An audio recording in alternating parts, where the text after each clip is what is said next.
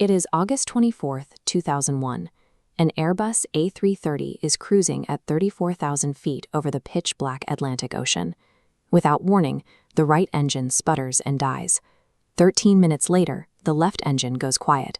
306 people are now trapped inside a 200-ton glider, slowly dropping toward the freezing water below. Modern commercial jets do not simply run out of fuel over the middle of the ocean. They are built with highly precise calculation systems to prevent exactly this from happening.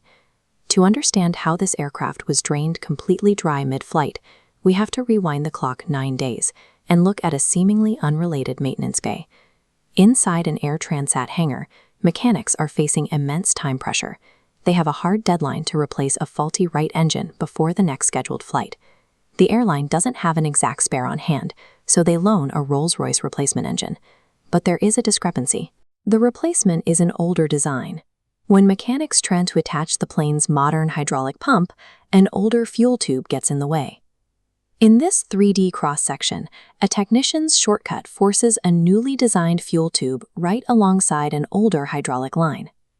This mismatched configuration was explicitly prohibited by the manufacturer's digital bulletin, but that manual sat unread on an offline CD. By rushing this one mechanical compromise, the maintenance crew unknowingly planted an invisible time bomb inside the aircraft's right wing.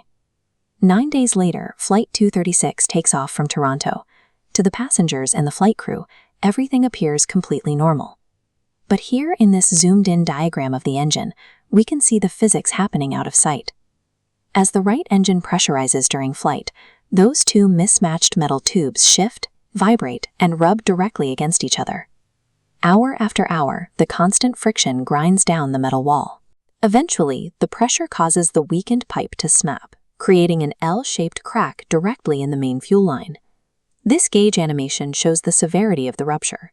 Fuel is pouring out into the atmosphere at a massive rate of 13 metric tons every single hour. Because the Airbus A330 lacked a direct sensor to detect fuel leaks, no warning lights or alarms triggered in the cockpit to alert the crew to the breach. The plane is silently bleeding its only lifeline straight into the dark ocean, and absolutely no one on board knows it is happening. 4.5 hours into the flight, the pilots finally receive a vague fuel imbalance warning. The system is simply telling them they have less fuel on the right side than the left. The pilots assume this is a standard computer glitch.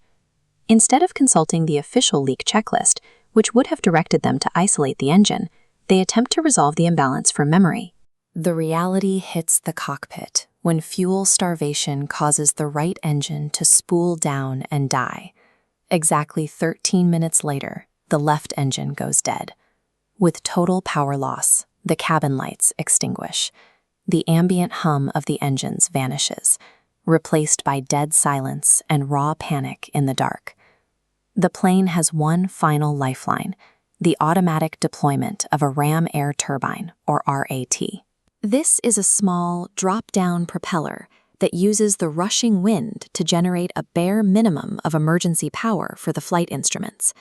But the RAT has a strict aerodynamic limitation. To spin fast enough to generate power, the heavy aircraft must maintain a rapid forward speed of at least 140 knots, forcing the pilots into a steep, continuous descent.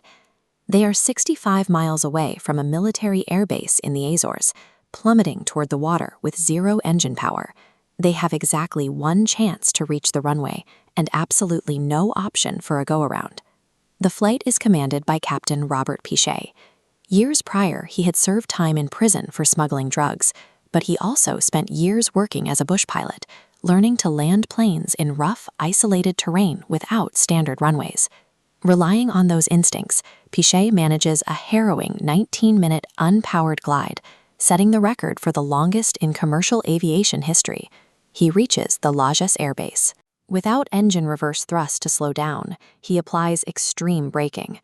The landing is violent, resulting in blown tires and sparking landing gear, but the plane stops. All 306 people survive. The disaster exposed a glaring gap in aviation safety.